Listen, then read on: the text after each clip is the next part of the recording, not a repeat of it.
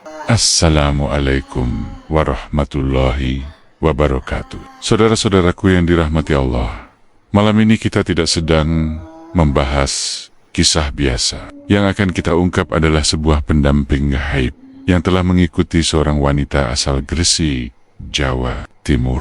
Sejak beliau masih kanak-kanak, bukan khodam sembarangan, bukan pula pendamping kecil tanpa kuasa.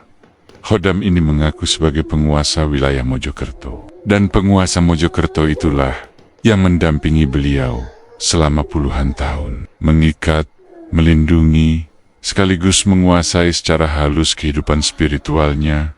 Namun, saudara-saudaraku, apakah semua yang disebut khodam benar-benar penolong? Ataukah justru penjajah yang bersembunyi di balik nama penjagaan? Malam ini, kita akan melakukan ruqyah dan pembersihan diri. Bukan dengan kesombongan, bukan dengan kekuatan manusia, tetapi dengan cahaya tauhid dan izin Allah Subhanahu wa Ta'ala. Kita akan menyaksikan bagaimana ikatan haib itu terbentuk sejak kecil, bagaimana pengaruhnya terhadap jiwa dan kehidupan, dan bagaimana cahaya iman mematahkan kekuasaan makhluk yang mengaku penguasa. Jika memang ia dari golongan jin, maka ia akan tunduk kepada kalam Allah. Jika ia membangkang, maka kita serahkan urusannya kepada Rob semesta alam, Peringgaten. Konten ini bukan untuk mencari sensasi, tetapi pelajaran agar kita tidak bergantung pada selain Allah. Tetap bersama kami, jangan berpaling, karena malam ini kebenaran akan dibuka dan kebatilan akan runtuh. Bismillahirrahmanirrahim.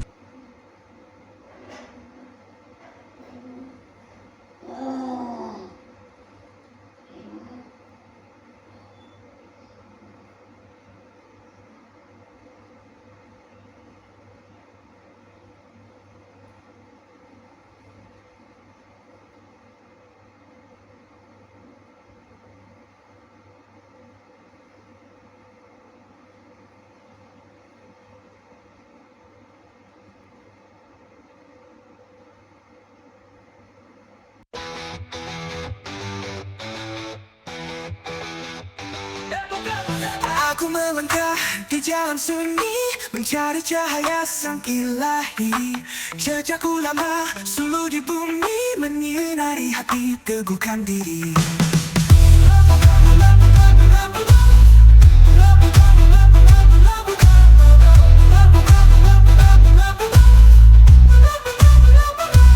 Menjelajahkan dias, menapaki iman, menghormati guru warisan zaman. Assalamualaikum warahmatullahi wabarakatuh. Selamat malam sahabat Gandias.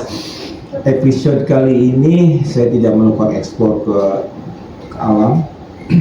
Jadi kebetulan Allah berikan suatu amanah buat saya untuk anak saya yang dari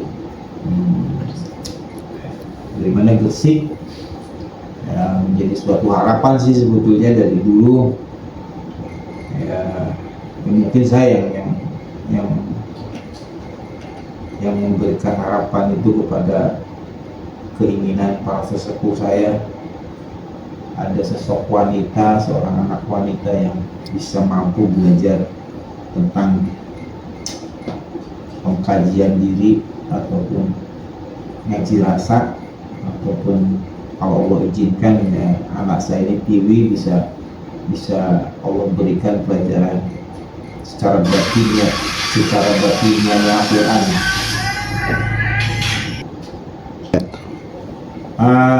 Ya mudah-mudahan Allah ridhoi, Allah izinkan anak saya ini sosok perempuan, tetapi Allah berikan izin, Allah berikan keriduan untuk belajar tentang batinnya Al-Quran, tidak hanya membaca saja.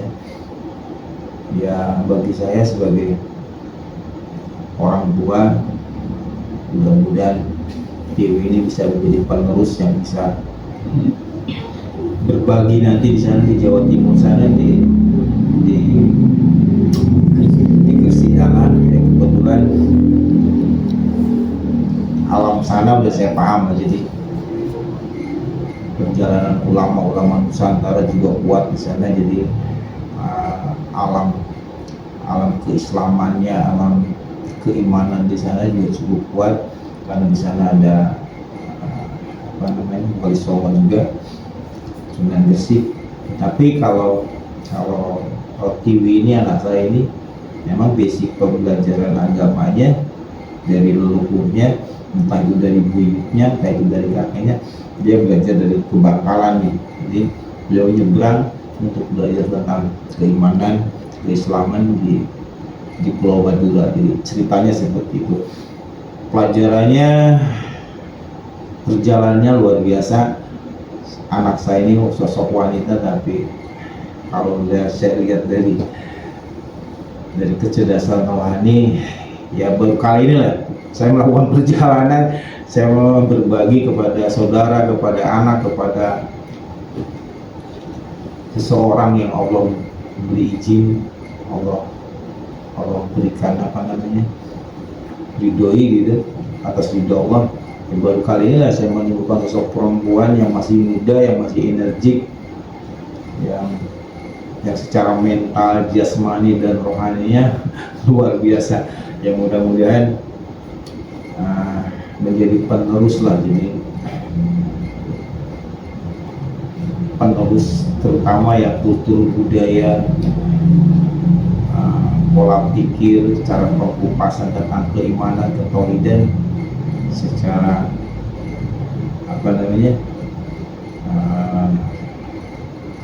siarnya sesepuh-sepuh kita dulu, sebagai ulama-ulama Nusantara seperti itu.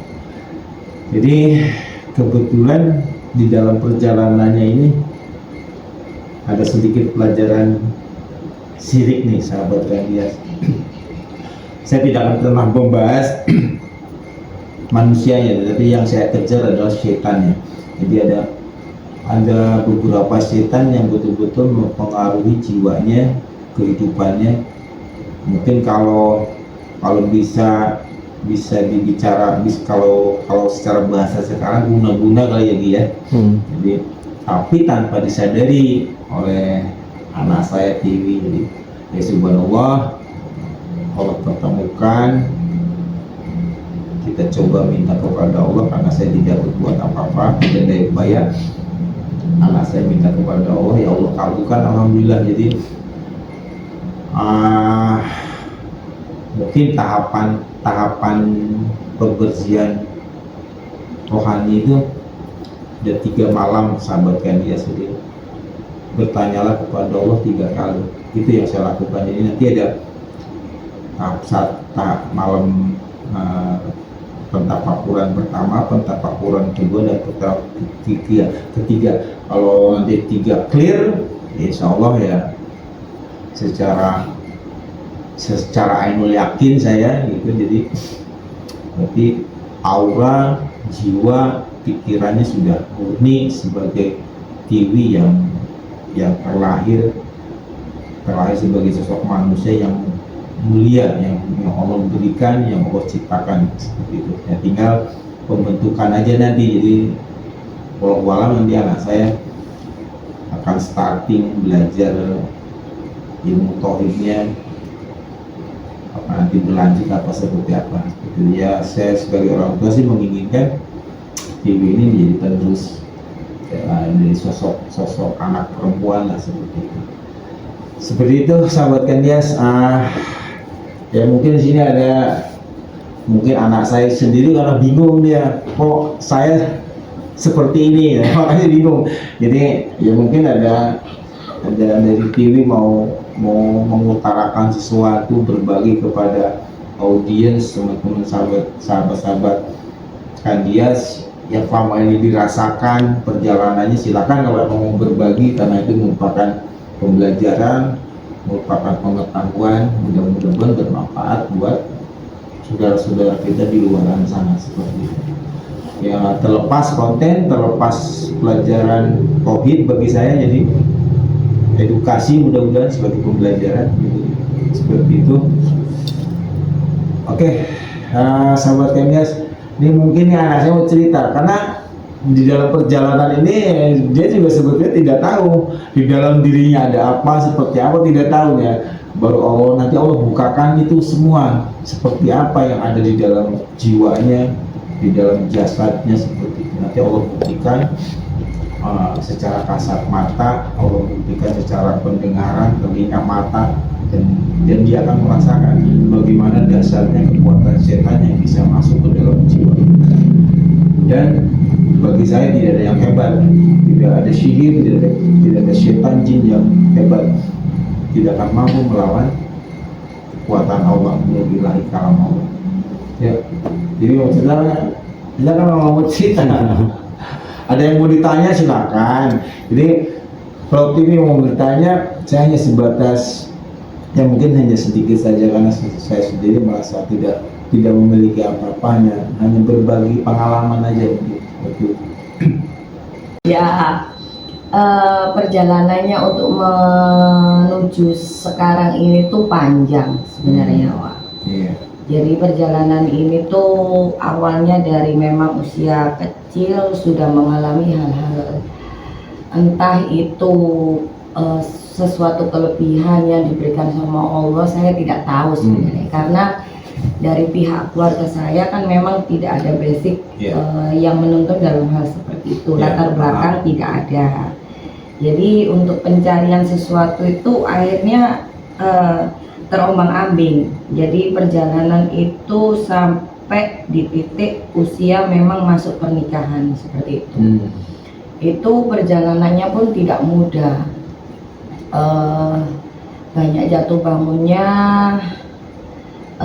banyak sesuatu hal yang tidak wajar yang saya rasakan gitu. Jadi merasa itu berbeda sama yang lain. Kenapa hidup saya harus seperti ini, sampai untuk perjalanan spiritual untuk mencari jati diri sebenarnya harus kemana-kemana itu tidak mudah dan banyak dimanfaatkan sama orang. Kebanyakan seperti itu. Entah secara lahir batinnya itu dimanfaatkan dan itu disadari itu butuh waktu. Jadi berjalan itu seolah-olah bukan jati diri saya sendiri. Akhirnya di situ tuh sampai di titik puncak pasrah dan ya sudah mau kemana lagi kalau memang jalannya seperti ini. Akhirnya di waktu sendiri untuk mencoba memperbaiki diri, ternyata tidak sengaja.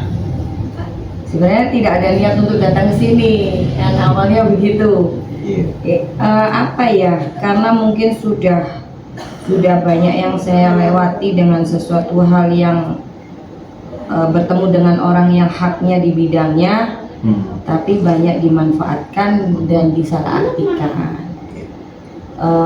Jadi intinya mah Allah belum menemukan ya. Mas. Ya, sebelum kesini memang tujuannya ingin merubah sesuatu kehidupan saya untuk ke arah yang lebih baik. Jadi saya harus bisa menentukan arah kehidupan selanjutnya dan tidak salah jalan lagi. Intinya bertemu dengan orang-orang yang benar-benar lillahi ta'ala, yang bisa membantu merubah di sisa umur saya ya. Jadi kesini pun tidak sengaja sebenarnya awalnya, karena memang ya ini perjalanan sampai kesini tuh tidak membawa apa-apa. Intinya pasrah, mau sampai kemana ya sudah nanti. Ini di jalan ini yang sekarang sini untuk memperbaiki diri ya, berarti Allah mempertemukan saya dengan Wak di sini ya. Bagi saya ya sesuatu hal yang memang harus disyukuri juga, karena apa ya, mengarahkan hal sesuatu yang lebih baik, mengenal jati diri, menjadi diri sendiri. Ya memang harus sejatinya manusia kan begitu, lahir jadi diri sendiri, nanti kembali pun dia harus jadi diri kita sendiri. Jadi di situ ternyata kehidupan yang terjadi itu ternyata yang jalan hidup selama ini tuh ternyata bukan saya. Banyak hal yang bukan sayanya. Akhirnya ya hal-hal yang tidak seharusnya terjadi itu terjadi dalam hidup saya, dan itu tidak mudah. Banyak perjalanan yang susah, jatuh bangun, tangisan pun enggak, udah banyak. Jadi ya untuk saat ini harapannya bisa menemukan sesuatu hal yang baru, sesuatu hal yang bermanfaat bagi saya, bagi orang lain. Intinya kayak itu. Ya, bagi saya sih tidak pernah berpikir kapan saya dipertemukan, kapan saya berbagi, kapan saya sharing dengan siapapun lah. Jadi patokan saya ada peribahasa pertemanan, persaudaraan, entah itu anak, entah itu istri, yang diridhoi sama Allah adalah yang datangnya karena Allah, perginya karena Allah, bukan karena uang, bukan karena tahta, bukan karena jabatan. Jadi kenapa saya welcome ya tadi, nah, secara logika seperti itu. Nek koyo wong Jawa dilalah, dilalah. Kalau bahasa Jawanya sahabat Yanes itu dilalah, tetapi sebetulnya bukan dilalah kalau kita memiliki kecerdasan rohani.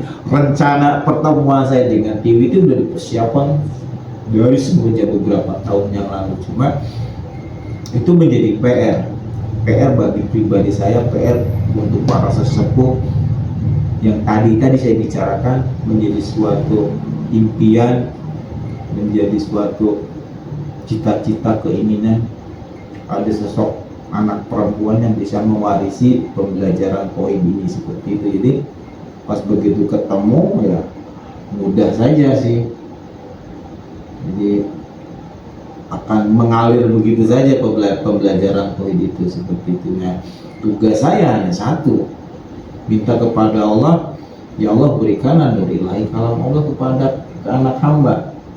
Nah, seperti itu, permintaannya hanya seperti itu, tidak ada daya upaya bagi saya. Jadi Allah yang memberikan semua pengetahuan, pengalaman, pelajaran kepada Tiwi. Saya hanya lebih dulu saja sebagai orang tua, hanya menuntun saja sahabat Kandias. Jadi saya bukan siapa-siapa, hanya menuntun lebih dulu, berjalan aja ke arah yang benar. Mudah-mudahan kita mencari jati diri, mencari rasa. Hanya satu yang kita cari, hanya Allah lillahi ta'ala. Jadi tidak mencari kekuatan, tidak mencari suatu kedudukan, harta dan sebagainya. Hanya satu yang cari adalah Allah. Jadi ngaji rasa tadi, kalau orang Jawa ini para sesepuh kita dulu, ulama-ulama dulu selalu memberikan wejangan, ayo ngaji rasa, inilah pelajarannya. Jadi rasa itu harus tertanam di sini, ada hanya Allah. Jadi bukan makhluk, bukan karena dunia, bukan karena tahta. Masukkan dulu rasa Allah. Kalau rasa Allah itu sudah ada, dipastikan dunianya akan ikut, dipastikan sehatnya akan ikut, dipastikan kemuliaan dunia akhirat nanti yang Allah janjikan itu akan dapat. Gitu. Tapi saya sebagai hamba Allah yang selalu mendekatkan kepada Allah, melakukan perbuatan apa yang dilarang dan diizinkan sama Allah kita lakukan begitu. Ya minimal ibadah-ibadah yang Allah sudah tentukan kita jalani seperti itu. Normal saja sih sebenarnya, tidak ibadah ini tidak ada yang tidak ada yang wah, tidak ada yang hebat, tidak. Jadi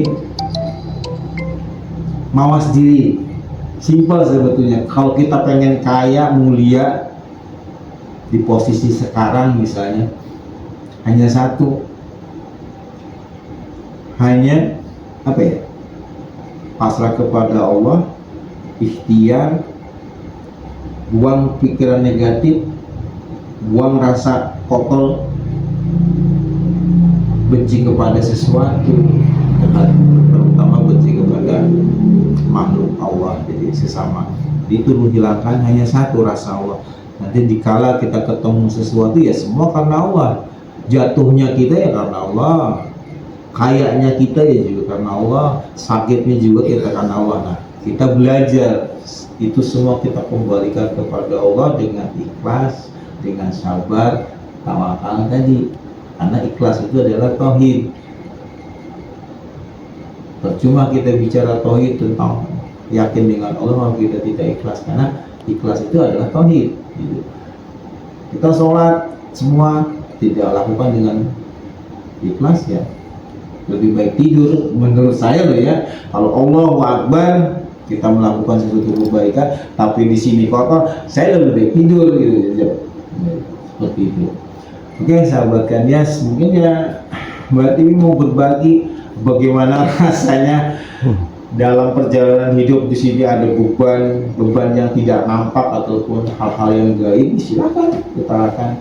Ya mudah-mudahan menjadi pembelajaran buat para kaum hawa nih di luar sana. Jujur sebetulnya penyakit ini banyak di kaum hawa gitu, cuma dia tidak menyadari aja. Tapi ya tadi itu pilihan Allah. Jadi cara Allah itu seperti itu. Jadi mempertemukan, Allah memberikan hidayah itu tidak dengan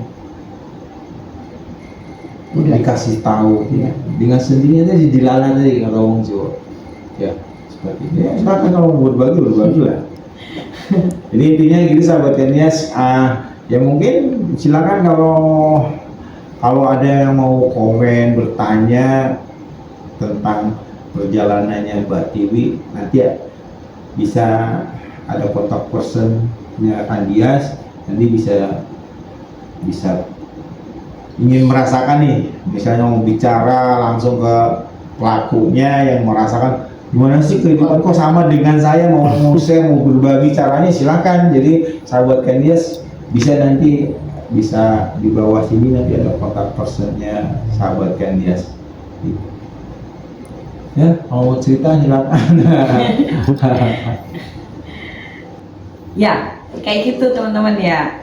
Awalnya cerita aja silakan. Ya, awalnya sih biasa aja. Sesuatu kita itu sebenarnya hidup, saya sadar sih kalau hidup di dunia ini tuh sebenarnya untuk sesuatu yang gaib itu ada nyata ya. Ya kita hidup itu berdampingan. Terkadang itu kita itu terlalu menyepelekan gitu loh. Awal muasalnya memang tidak percaya hal seperti itu. Cuma meyakini bahwa kita itu hidup ya berdampingan. Sampai pada akhirnya merasakan sendiri di kehidupan nyata, dan itu apa ya, sesuatu hal yang awalnya itu membingungkan gitu loh.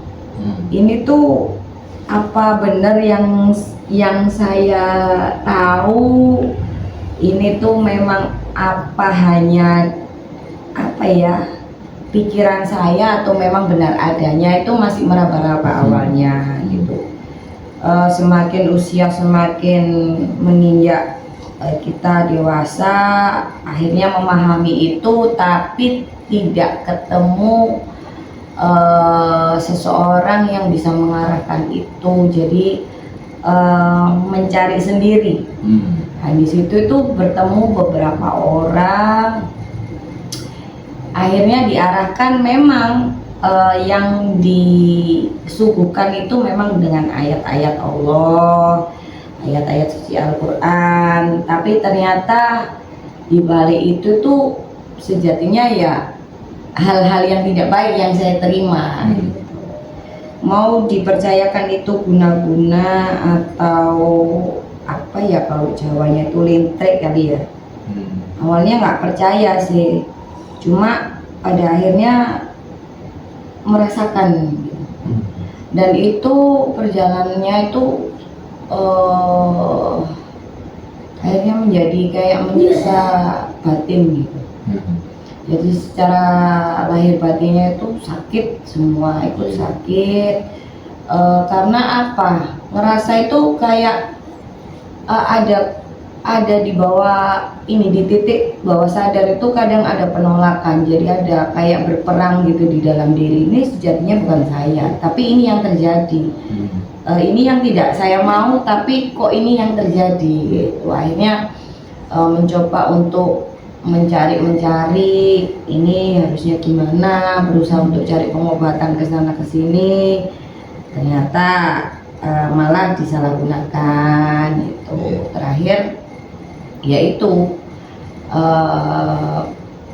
apa ya, bertemu dengan seseorang awalnya mungkin niatnya itu terlihatnya menolong, tapi ternyata setelah perjalanannya melewati itu selama hampir 2 tahun dengan seseorang ini, ternyata perilakunya tidak sesuai dengan yang semestinya. Jadi ya benar, memang dia menggunakan ayat-ayat, semua itu harus ditujukan sama Allah. Mungkin dia tahu kalau saya punya kelebihan atau kayak gimana, saya kan nggak ngerti. Memang apa ya, ada sih kata-kata yang kalau kamu dikasih sama Allah ya terima, jangan ditolak, karena itu memang dari Allah, kecuali Jadi kalau kamu intinya minta gitu. mengenal utamakan Allah lah Ya. tapi jalannya tadi yang dirasakan Tidak sesuai. itulah segitu halusnya setan. Jadi setan itu menyesatkan dengan caranya, dengan ilmunya. Jadi kemasannya betul, dari ayat, Ya. hadisnya jelas. Iya. Nah, tetapi kalau dikaji dari kecerdasan rohani, bukanlah nur ilahi menurut saya loh ya, tapi tadi sesuatu makhluk. Iya. Jadi tadi itulah sifat syirik, Bawi. Jadi orang tuh tipis sekali dengan kesyirikan. Dia doa, dia ritual dan sebagainya, bla bla bla. Betul dengan Al-Fatihah, dengan surat-surat yang jelas kan gitu. Iya. Dengan ayat-ayat yang jelas, dengan niatnya ibadah. Tapi tadi setan masuk itu, dari ada sedikit saja syirik dalam diri kita, masuklah setan di sana. Dan buat biasa sahabat Kadias, dari sekian puluh tahun ini Mbak Tiwi ini terlahir dari kecil punya potensi itu. Nah, subhanallah bisa terkuak ya sekarang. Jadi mungkin nanti ada season lain nih, karena ini belum clear nih sahabat Kadias. Yang mudah-mudahan Tiwi ini jadi anak saya. Jadi kalau Allah izinkan, Allah ridhoi, ya tadi menjadi penerus dari jalur perempuan lah. Jadi, memang ada batasannya. Kalau perempuan ada batasannya karena tidak bisa menjadi imam lah ya. Jadi ya sesuai kodar dan kodarnya, sesuai dengan kodratnya. Jadi pelajaran itu tetap murni sesuai dengan pelajaran Al-Quran, jadi sesuai kodratnya. Jadi tidak bisa pelajaran ini nanti disamakan dengan kapasitas kemampuan seorang imam sebagai kaum Adam seperti itu. Ya, minimal menjadi orang yang selalu ingat dengan Allah, selalu dekat dengan Allah, itu aja sih. Jadi insya Allah kalau kita sudah dekat dengan Allah, apapun perjalanannya sampai Allah berikan, apapun masalahnya, apapun kendalanya, pasti Allah berikan jalan keluarnya. Tadi syafaat Allah itu teramat dekat sahabat Kadias. Kalau paham kesana, kun payakun itu real ada. Jadi kembali ke diri kita, kalau kita yakin, tidak nunggu 1 jam sehari, 1 bulan, bahkan bertahun-tahun, ainul yakin, kun payakun, selesai. Jadi pelajaran itu yang insya Allah akan saya berikan kepada anak-anak saya, saudara-saudara saya. Ayo mintalah kepada Allah, lupakan kepada Allah, jangan minta kepada manusia, jangan minta kepada saya, minta kepada Allah. Nah, saya saat ini hanya menunjukkan jalan yang menuju bagaimana mendekatkan diri kepada Allah. Pelajaran mentafakuri diri, tafakurilah dirimu, tafakurilah alammu, tafakurilah pikiranmu, hatimu, tafakurilah qalbumu, dan tafakurilah ruhmu kalau mampu. Seperti itu Mbak. Jadi kita mungkin sesinya akan nanti lanjut lagi ya buat misi itu ya. Oke, jadi sahabat Kadias, bisa lihat contoh. Saya contohkan ini nanti di sesi 1 hasil dari sesi 1. Hasil dari season 1 dan hasil season kedua, hasil season ketiga ya, seperti itu. Dan jujur ada tahapan akhir nih sahabat Kadias, karena saya tidak hanya tidak hanya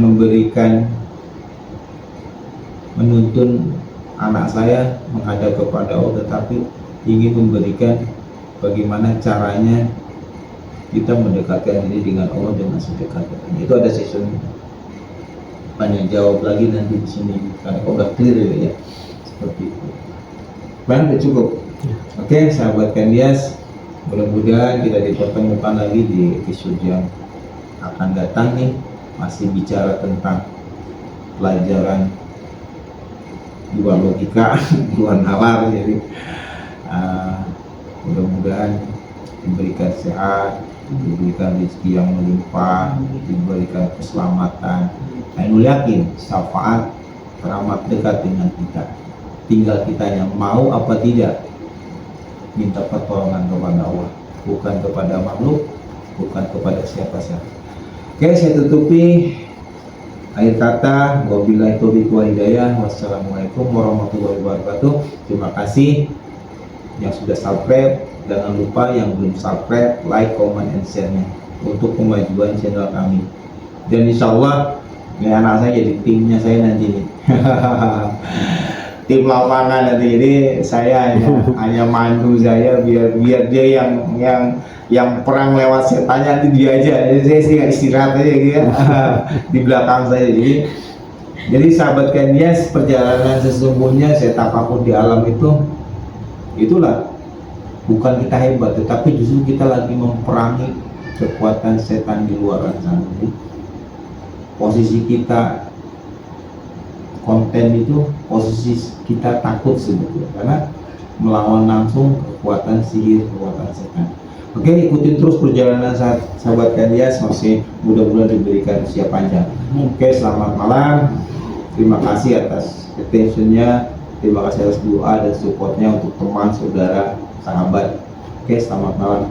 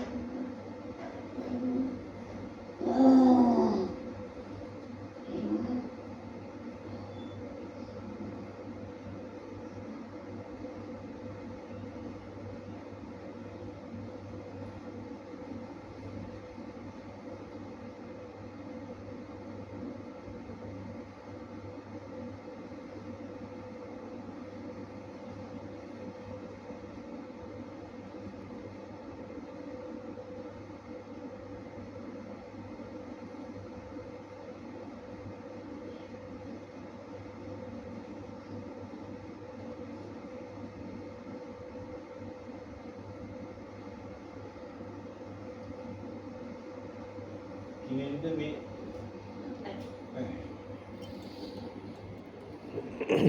Nyalain Mang Lampun. Dah istirahat dulu.